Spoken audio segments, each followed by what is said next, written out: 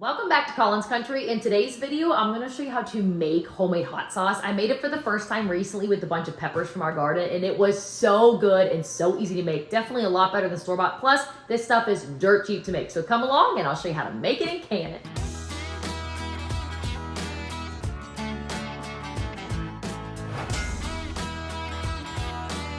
This simple hot sauce recipe only takes 6 ingredients. Let's go through it. You will need 12 ounces of spicy peppers, roughly 4 cups. Now you can use any type of pepper for this. Cayennes, jalapenos, serranos, fresnos, chili hot Thais. This is the Thai chili hot pepper here. I have a bunch of them from my garden, and I'm also using some really ripe jalapeno peppers. All right, moving on. Then you will need 1 teaspoon of minced garlic, 1 teaspoon of salt. Any salt will work. Just make sure it doesn't have iodine if you're going to can this. 1 teaspoon of sugar. This ingredient is technically optional, but I like to put it in there because from all the canning and cooking I've done, I've learned that a little bit of sugar sometimes just helps to balance the flavor in your spicy foods. Then you'll need 1.5 cups of white vinegar and 1/2 cup of water. All right, first thing we're going to do is rinse off our peppers, which I already did, and now we're going to weigh them out just so I know if I'm doing half the recipe, double the recipe, triple the recipe, because I always just use whatever I have on hand, so I gotta weigh it. The recipe calls for roughly 12 ounces, and we have over 1 pound, so we're gonna do like 1.5 times the recipe. Now, all we're going to do is take all of our ingredients and put them into a food processor and puree them, and then we will cook it in a pot. Now, if you want to, you can waste the time pulling off all the stems of all the little peppers, but to be honest with you, I'm not gonna do that because everything's getting strained out at the end anyway, and that's not gonna mess up the flavor. But I'm sure that's not the right way to do it, so have at it if you wanna torture yourself and burn your fingers by pulling off all the stems. Also, I don't have gloves. You should definitely be wearing gloves when dealing with hot peppers, but I can't find mine, so it'll be all right. Now I can't fit it all in the blender at once, so I'm just gonna blend it in 2 batches. I'm just blending the liquids with the peppers, then I'll put the sugar, salt, and garlic in the pot.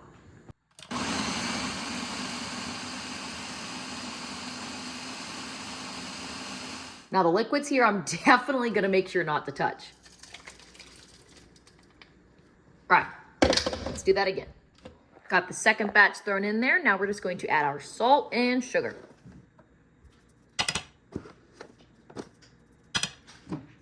Salt and sugar is added and mixed in, and now I've just brought it over to my stovetop, and we're gonna bring it to a boil. And we have come to a boil, so now I'm going to turn our heat down to low, and we're going to simmer this covered for 20 minutes to allow all those spicy, delicious flavors in the peppers to infuse into the liquid. 20 minutes is up, so now we're gonna take the lid off, but make sure you open it away from you because let me tell you, the steam coming out of this thing is spicy, and you do not wanna breathe it in or get it in your eyes. But there we have it. So now I'm just gonna let this cool down for about 10 minutes or so, and then we're gonna strain out the seeds and everything else. While we're waiting for that to cool down, I've got my jars sterilizing in the oven. I just rinse them off so they're wet, put them in the oven wet, bake them at 250 for 10 minutes, then you're good to go. And I'm sterilizing my lids in a pot of water by bringing it to a boil. Once it comes to a boil, I can shut it off. Those are sterilized and ready to go. And I've also got my big stock pot of water coming to a boil so we can water bath can these. Now we just need to strain out all of the pepper pieces and seeds so that we are left with just the liquid, which is the hot sauce. So I'm going to do this through my food mill, which is really nice because if you haven't used one of these before, the seeds and the skins will stay up top and all the hot sauce and juice will fall to the bottom. But if you do not have a food mill, you can just use a mesh strainer. One of these things, as long as it's mesh and it has really small holes so the seeds do not get through. All right, let's do it. Because I'm not wearing gloves, I'm just gonna be really careful not to get this on me. I will say, even though it definitely smells spicy, it smells so good. I'll have the link to this food mill and some other products that I use in this canning video down in the description. This food mill is really nice. It's inexpensive and it's from Amazon. All of it is strained through, and look at this beautiful hot sauce at the bottom. All right, so here's the hot sauce. Look at how good this looks. The consistency is perfect. Oh my goodness. And also, if it ever turns out a little bit lumpy, which sometimes it does, just use an immersion blender to smooth it out real quick. But this is perfect. Okay, now let's jar it up so we can can it. So here's our canning commanding station. All we're going to do is fill our jars, leaving a 1/2 inch of headspace. Then we're going to wipe those rims with a wet rag, add our lids and our bands, and we'll be ready to water bath can.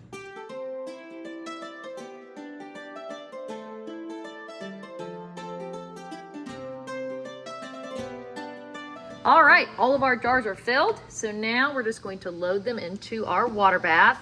And remember, if your water is already boiling, but the boiling stops once you put your jars in, that's totally fine and normal. Just make sure that it comes back to a boil before you start that timer. The water has come back to a boil, so now I'm gonna set my timer for 10 minutes. Pints and smaller, these are the half-pint jelly jars. Those will all water bath for 10 minutes. Timer's up, so we're gonna go ahead and pull them out and set them on a rag and leave them completely undisturbed for 24 hours. And then we can take the rings off and store them in our canning pantry. There you go, homemade hot sauce. It's that easy, and the entire process from start to finish took less than an hour and only 6 ingredients. I'm telling you, this really is the best hot sauce you'll ever have. And as you can see, there's a little bit of separation here. Some of the liquid will sink to the bottom. That's totally fine. Just make sure you shake it up each time before you use it. We love hot sauce, of course, on all things Mexican, but I'm telling you, this stuff is really good on eggs. But our favorite thing to put it on is buffalo chicken dip and buffalo chicken wings. Of course, let us know if you have any questions down in the comments below. Otherwise, happy canning season and happy homesteading!